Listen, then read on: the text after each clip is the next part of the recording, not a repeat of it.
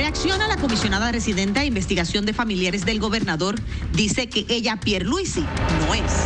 Además, bochornoso el proceso de reconstrucción en la isla y analizamos la imagen de los políticos en redes sociales.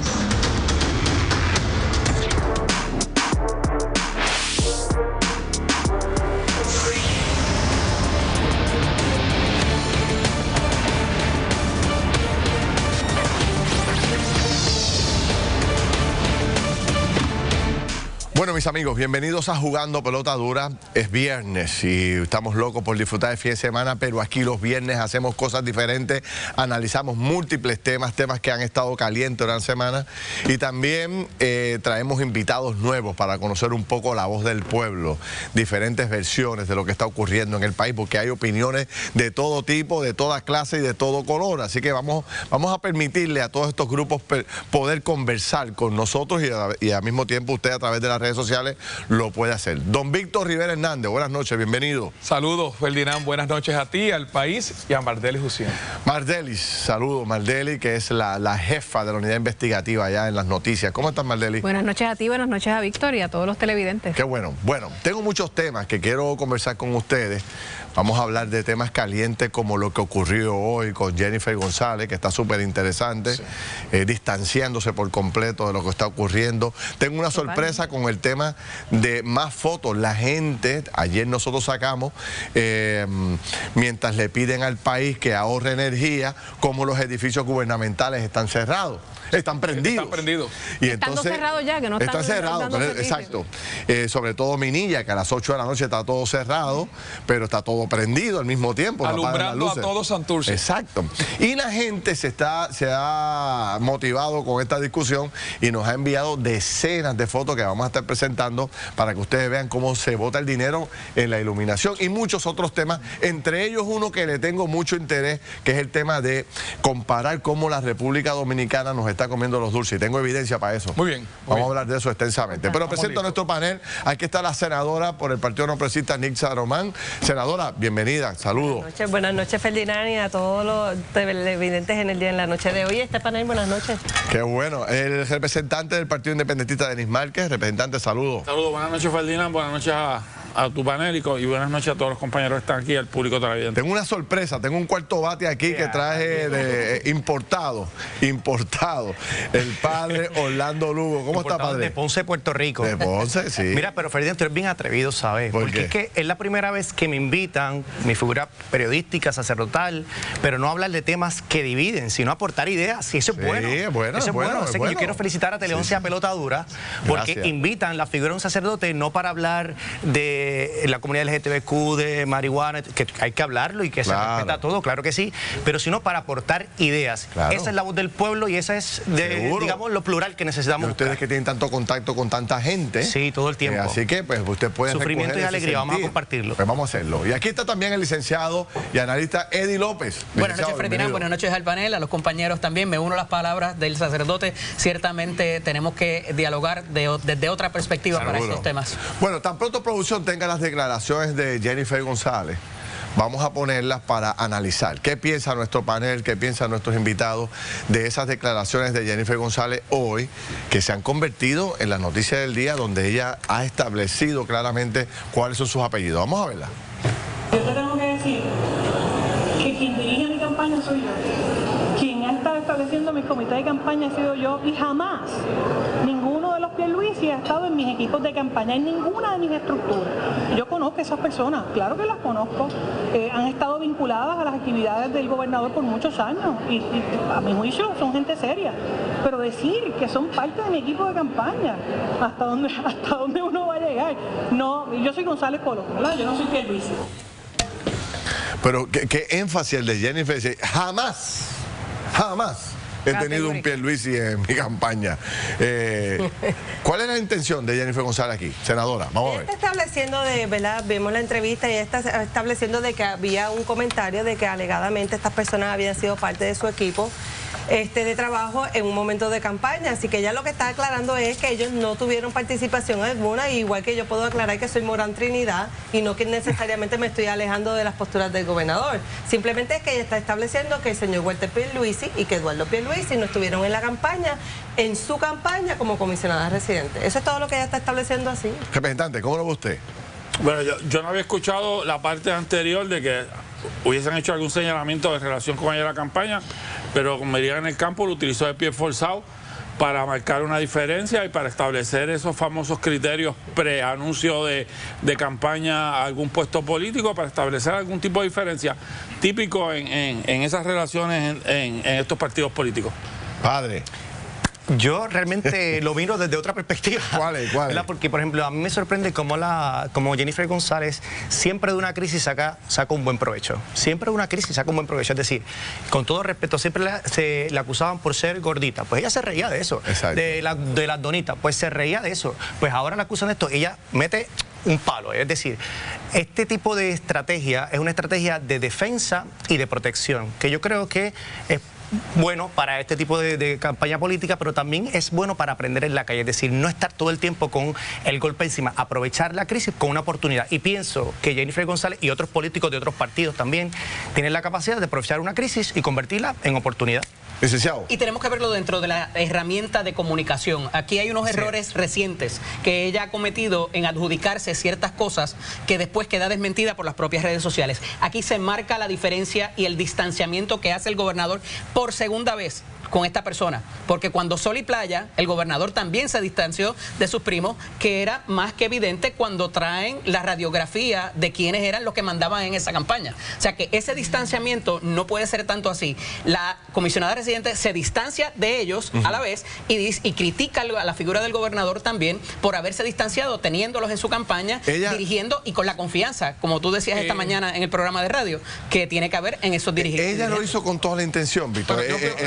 El asunto de que yo soy González, yo no soy Pierluisi. Bueno, marcó la diferencia. Lo que pasa es que esto aquí en Guaynabo se le dice tirar la línea en cuanto a los contrastes y establecer básicamente cuáles son los contrastes. Así es. Mi pregunta al panel un poco es si esta reacción de Jennifer González la lleva a que esté capitalizando en su aspiración política sobre todo esto que ha pasado en este momento en Puerto Rico en estas últimas 24 horas. Es que yo creo que, en mi opinión, ¿verdad?, dentro del panel, yo puedo decir que todo el mundo capitaliza, ¿verdad? Nosotros en nuestras posiciones capitalizamos en ciertos momentos cuando se nos da la oportunidad o surge un comentario como este. Pero nuevamente lo vamos a ver, ¿verdad? Yo creo que en este entorno de cómo alejarse de lo que es la campaña de Pedro Pierluisi en ese momento, pues todos fuimos parte, pues en un momento dado todos, ¿verdad?, participamos, hicimos campaña, hicimos rally y todo lo demás. Pero lo que pasa es que en el proceso eleccionario se presentan todos como un equipo. Como posible candidata, como lo quieren estipular algunos compañeros aquí, pues yo no lo veo así, ¿verdad? Todo depende del espejo con que lo mires, si lo mires en Guaynabo o miras ese en punto Bayamón, de Mardelín es bien importante. Porque en la campaña se presentan todos como un equipo, pero ahora la distancia es... Pues eso es la campaña. Ella no va a retar al incumbente, pero también está marcando que si alguien más se hace disponible, aquí estoy yo no voy a retarlo para sacarlo, pero si él se cae por su propio mérito, yo estoy aquí primero que nadie. Es que regularmente cuando suceden estos tipos de estipulaciones de, ¿verdad?, de federales que están investigando y todo lo demás, la naturaleza es, ¿verdad?, alejarme un poco porque esto no tiene que ver nada conmigo. Pero si la realidad es que no tiene que ver nada conmigo, mi comisionada residente hizo una elocución de que ellos no son parte de mi campaña, no lo fueron, lo está aclarando. Bueno, y Pierluisi dijo que alguien le había preguntado anteriormente. Pierluisi dijo, estos son primos terceros, parientes, primos terceros. Yo creo que eso es lo que yo... Sí, por segunda vez. Yo le comentaba a un colega de ustedes temprano en la mañana que yo tardé como 30 segundos en darme cuenta de que estaba hablando con sus directores de campaña, porque los primeros 30 segundos pensé, bueno, sí, son alguien lejano a él, porque utilizó un criterio de distanciamiento cuando esa no es la realidad política y la realidad de la vinculación directa. Veremos en el proceso, como hemos visto tantos casos en la historia de este país, las intervenciones del gobierno en asuntos con empresas que tienen que ver con contratos en el gobierno, cuál va a ser el resultado final de ese proceso. Es que me parece más representante, lo dejo también para que el panel lo pueda trabajar en este momento. Aquí el issue no es la relación del parentesco solamente. Aquí el issue es la relación política que se da en esta realidad. Y esto, lo que llamo yo, esta hemorragia del distanciamiento. ¿verdad? El gobernador de sus parientes y ahora la comisionada del gobernador, pues entonces nos da una idea de que sí aquí alguien está capitalizando políticamente. Se los dejo. Jennifer. El libro de política dice todo lo contrario. Si tú sabes que hay esa relación tan directa, tráelo. Son mis primos, primos y los quiero mucho. Si cometieron algún error, tendrán, pero el alejarse no es lo que dice el libro de política. No se está alejando, simplemente digo, yo no voy a, ¿verdad? No quiero plantearle que estoy en defensa del gobernador, pero la realidad hace diferencia si digo si es 1, 2 y 3. Dijo que eran primos. Pero es que nadie usa, usted presenta a su primo como, este es mi primo tercero, mi primo segundo. Ese término no lo usamos. Pero los puertorriqueños no usamos esos términos. Igual que dice Deismar, que yo no sé si la discusión... Este es mi tío político. Pero yo no sé si la discusión debe centrarse en la relación familiar. No es el parentesco. Sino que era gente que estaba al lado del gobernador. Pero yo en nombre del pueblo pregunto, ¿realmente este es el issue aquí? Porque digo, y lo digo nuevamente porque yo puedo estar escuchando, y es lo que siempre escuchamos en los medios de comunicación. No se diferencia. Pero estos contratos datan de 1995, llevan casi 20 años en este proceso de contratación. Es decir, no fue un proceso que se hace dentro del tiempo en que el gobernador es el gobernador de Puerto Rico. Y en mi opinión, lo digo desde la calle, centrar el debate en que si son primos o no, realmente estamos tocando el issue del problema. Lo que pasa es que cuando hablamos del porque nosotros estamos preocupados por la corrupción. Y tú hablas del segundo, tercer grado de consanguinidad, eso puede traer también otra discusión, que es cuán lejos lo tengo para propósitos de Pero el licenciado Osvaldo Carlos aclaró precisamente que no tiene que ver en principio con cuestiones políticas directamente. Es decir, pero los que tienen en el contratos en el gobierno por vinculación política. Pero hay que hablarlo, pero realmente va a atajar el problema.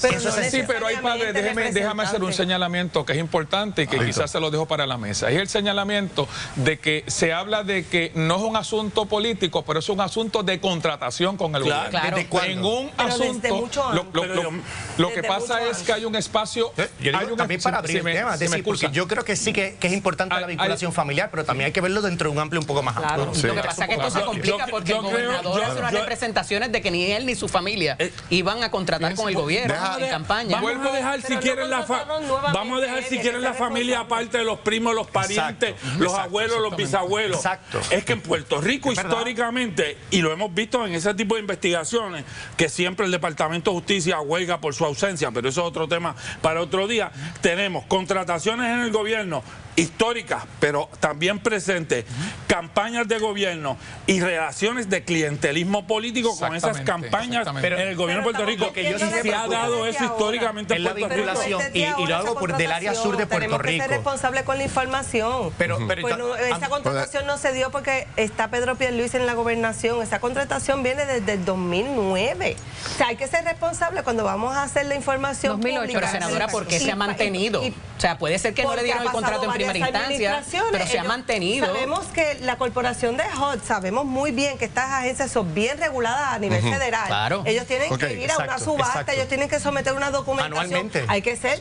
Hay que ser responsables con la información que estamos divulgando. A mí lo que me preocupa, y hablo sobre todo del municipio de Peñuelas y Yauco, que es el sur de Puerto Rico, que existe el sur de Puerto Rico, es que hay una vinculación, y eso es lo que más me preocupa, de estas empresas con contrataciones de recogido de escombros, de tratamientos, sobre todo de destrucción de edificios que se han dañado en los terremotos, en los huracanes, y que hay 4.5 millones de un contrato, 1 millón de otro contrato, 600.000 de otro contrato, de una empresa que no tiene experiencia para este tipo de servicio, que ha sido contratada, y sí, en este tiempo, no necesariamente en que el gobernador es gobernador, pero sí de la administración se establece eso. Y eso sí a mí me preocupa como pueblo. Tengo que hacer una corta pausa. Cuando regresemos, ¿cuánto daño político ocasiona todo lo que está ocurriendo? Y si esta es la mejor evidencia de que Jennifer va a retar al gobernador, porque podemos analizar qué pudo haber dicho Jennifer para no provocar este debate. Pudo haber reaccionado de otra forma. ¿Cómo pudo haber reaccionado? Venimos con eso rapidito. No se vaya nadie, pero les recuerdo, mis queridos amigos, que este domingo a las 6:30 de la noche, Puerto Rico Habla, nuestro especial que vamos a tener desde las facilidades del Molo San Juan con público para que podamos debatir el tema de la isla de los apagones. Está muy interesante, muy buenos invitados. Los espero y los invito a estar con nosotros a las 6:30 este próximo domingo. Venimos rápido. Jugando Pelota Dura es presentado por Grand Wagoneer, el regreso de una leyenda. MMM, caminamos juntos. Supermercados Econo, Humana, un plan inspirado en tus verdaderas necesidades. Este es el plan que tú quieres. Y el coauspicio de Autogrupo y ASC. Tranquilo, no es el cristal roto de tu carro. Y si lo fuera, con MMM Asistencia, lo tendrías arreglado en un 2x3. Confía tu salud a MMM, porque ahora más que nunca, te damos mucho más. Bueno, mis amigos, seguimos debatiendo todo lo que está ocurriendo en la semana. Tenemos un panel espectacular aquí, la senadora Nixa Morán, el representante de Nismark, el padre Orlando Lugo, el licenciado Eddie López, por acá Víctor Rivera Hernández y Mardelis Jusino. Dejamos sobre el tintero este asunto de cuál debió haber sido la contestación del político tradicional, o qué es lo que dice el protocolo. El libro. ¿Qué dice el libro? Víctor Rivera, que lo escribió. ¿Qué dice el libro y qué dice el protocolo? ¿Cómo se contesta una pregunta como esa cuando usted es la vicepresidenta del PNP y la comisionada residente del gobernador de turno? ¿Cómo se contesta eso? Mira, una de las contestaciones hubiese podido ser que hay que darle un espacio a que las autoridades federales puedan seguir investigando el caso. Fíjate que esto básicamente lo que es una intervención. Aquí no hay arrestos, aquí no hay este tipo de cosas. Las autoridades federales están investigando el caso y hay que dejar que hagan su trabajo y respetar el proceso. Nada más. Esto se trata de un allanamiento. Hay muchos allanamientos que no han quedado en nada. Claro. Ahí están los del municipio de San Juan, ahí están los del municipio de algunos de Guaynabo. Los de la familia de la licenciada Lúgaro. Yo no creo que haya ese daño político, como contestando la pregunta de Ferdinand de ahorita. Y cuidado si inclusive tampoco vaya a incidir en que Jennifer González vaya a retar al gobernador, que no lo veo pasando. De nuevo, si de alguna manera... Que no lo ve pasando, tú no ves a Jennifer retando al gobernador. No lo ve pasando. Si él se inhabilita por otra razón, ahí entonces ella entraría, pero fuera de eso no lo veo retando un incumbente. Ella respondió a la pregunta que le hicieron. Nada tiene que ver con los apellidos, nada tiene que ver si estuvieron en la campaña. Ella respondió directamente a una pregunta que le hizo un periodista. Yo pienso que la comisionada no es tan ilusa, pero yo no sé cómo debe responder un político, porque gracias a Dios no soy político, no es mi vocación, no porque no sea malo. Pero yo siempre creo que hay que responder con la verdad. Y el pueblo siempre quiere que alguien responda con la verdad, independientemente de las diferentes interpretaciones que demos.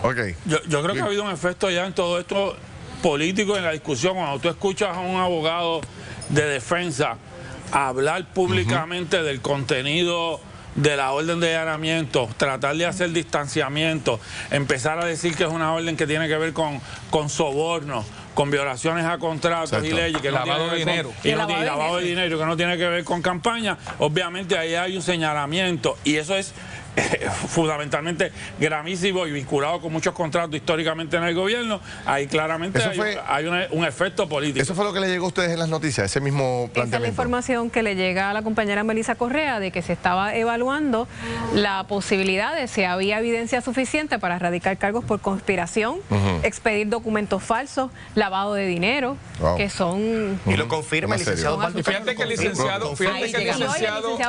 licenciado lo confirma cuando dice básicamente que todo apunta a sospechas de las autoridades federales precisamente en soborno, lavado de dinero y declaraciones falsas. ¿Y cuánto de eso pudiera ser un preemption, algo preventivo para lo que venga después? Estamos asumiendo que pudiera llegar a unas acusaciones, lo cual no es correcto en el día de hoy. Es un allanamiento, como ha señalado el compañero Eddie. Pero se sabe que la investigación está bien adelantada. Están corriendo una serie de investigaciones. Esto quizás no es la primera ni la última, porque han habido otros allanamientos en diferentes agencias y no se ha tornado en unas acusaciones. Así que hay que esperar, no podemos desinformar, simplemente el abogado ha hecho público de qué se trata. El tiempo dirá, pero vamos a otro tema. En esta semana, precisamente por los apagones, tanto Luma como la Autoridad de Energía Eléctrica nos ha estado pidiendo que hagamos nuestros ajustes en nuestros hogares.